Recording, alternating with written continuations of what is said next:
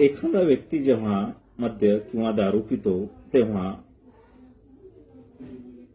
त्याचा असर त्याच्या डोक्यावर, त्याच्या जिभेवर एवढा होतो की त्याने साधारण पाणी जरी पिले तरी ते त्या दारूसारखेच लागायला लागतं. यानंतर कुणी कोल्ड्रिंक घेतले, जसे थम्सअप, लिम्का, मिरिंडा, व्हॉटएव्हर, तर यानंतर जरी पाणी पिले तरी त्या कोल्ड्रिंक सारखेच पाणी सुद्धा लागायला लागते.